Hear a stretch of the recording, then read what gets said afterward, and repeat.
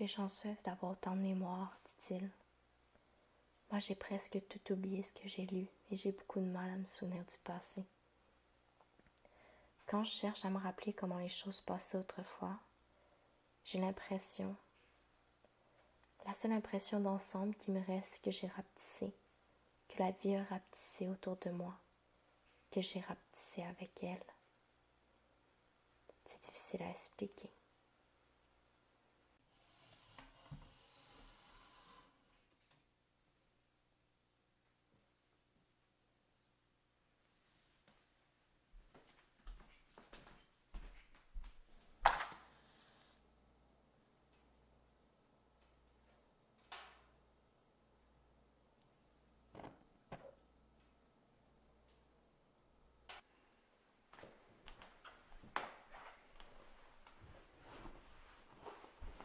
Allô, ça va?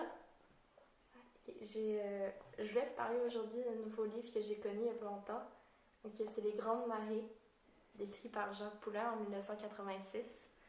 C'est assez court comme livre, ça se lit super bien.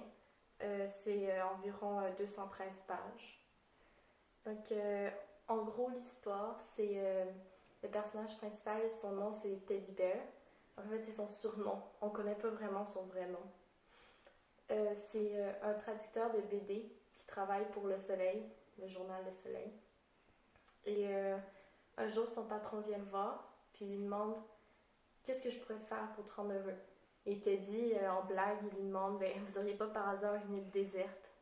Et en fait, oui, il y en avait une. C'est l'île Madame. C'est une île proche de l'île d'Orléans. Donc, Teddy va là-bas pour devenir le gardien de cette île.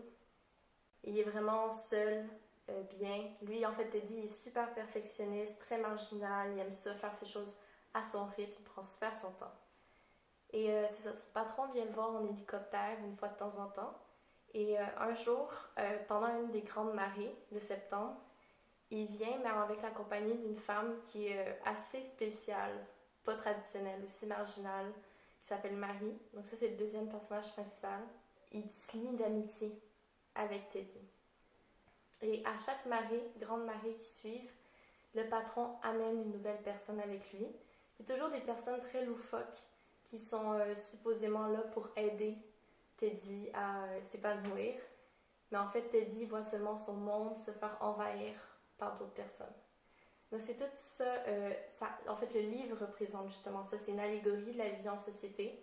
En fait, c'est ça qu'on voit, c'est Teddy doit apprendre comment vivre avec les autres harmonieusement, alors que les autres ont tendance à envahir notre monde physique et psychologique. Mais on sent par contre au cours du livre que Teddy a vraiment conscience que c'est ces rencontres-là avec les autres qui enrichissent notre être. Donc on peut lire ici, dans une des multiples discussions que Marie a avec Teddy, c'est quand elle lui demande « Alors pour toi, qu'est-ce qui compte le plus? » Ben, c'est difficile à dire. Il y a une chose que j'aime bien, c'est quand, dans les yeux des gens, parfois, on voit passer quelque chose. Une sorte d'éclair qui brille, une sorte de chaleur. C'est une chose que j'aime beaucoup. Donc c'est comme dirait Sartre, en fait, Teddy apprend que l'enfer, c'est les autres. Donc moi j'ai pas lu beaucoup d'autres Jacques Poulain, mais j'ai pu lire par les autres personnes qui en ont lu d'autres que c'est quand même différent que ces autres livres. Donc il est beaucoup plus pessimiste. On sent toujours sa grande poésie qu'on peut lire dans chaque page. Mais c'est comme si l'auteur en tant que tel avait été envahi par les autres. C'est comme si il avait perdu sa quiétude qu'il y a habituellement dans les autres livres. Mais sinon, à part ça, c'était vraiment un super livre. J'ai vraiment apprécié le lire. Ça se lit super bien, assez vite.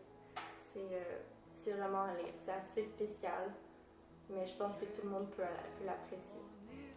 Donc j'espère que ça va t'avoir inspiré de le lire. Et on se voit une prochaine fois.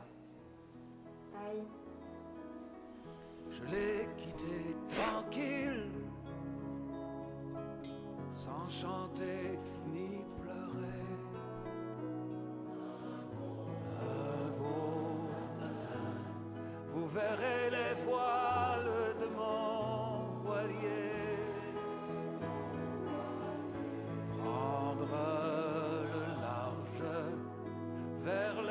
plaisir.